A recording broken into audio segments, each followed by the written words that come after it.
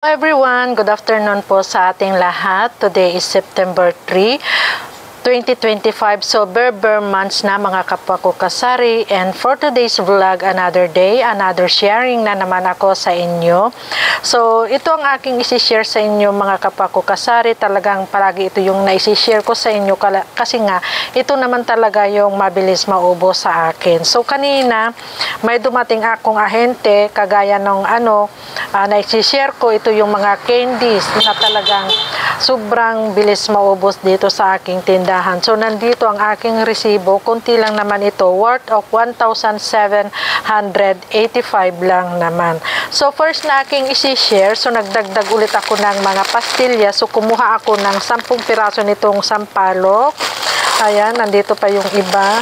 Tapos, 20 pieces na pastillas. Ayan, ito pa yung iba. Ayan, bali 20 pieces.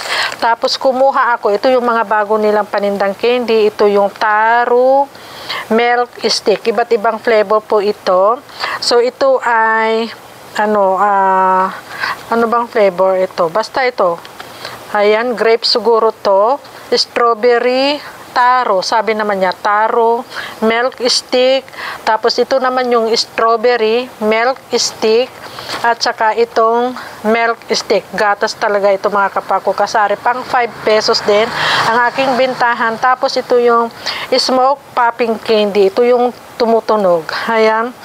Ayan, ito yon. So, kumuha lang ako ng dalawa. Popping candies, isang cola flavor, at saka grapes flavor. At ito pa rin yung isa pang bago sa kanila. Ito yung, super mint cold gum. Ayan, pang 5 pesos. Pero ito ay 60 pieces. So, balang po na nito is 260 or 40 yata yung binayaran ko dito. At itong crab stick. Ayan, mabenta din ito sa akin. Dagdag lang to.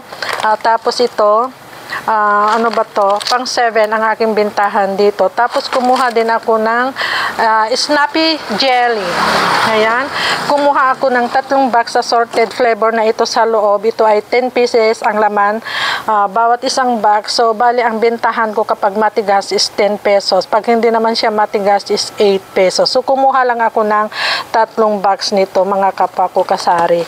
So, ito lang ang aking may share na naman sa inyo ngayong araw ng Miyerkules. Ayan, ito yung mga dagdag paninda dito sa aking tindahan na talagang dinadagsa ng mga bata. So, talagang hindi ako nagpapawala ng mga ganitong paninda kasi nga isa ito sa aking pinagkakakitaan at maganda rin ang tubuhan. So, ito lang mga kapwa ko kasari ang aking may share na naman sa inyo. So, happy selling na lang po sa ating lahat. God bless us and bye! Thank you for watching. Sharing is caring.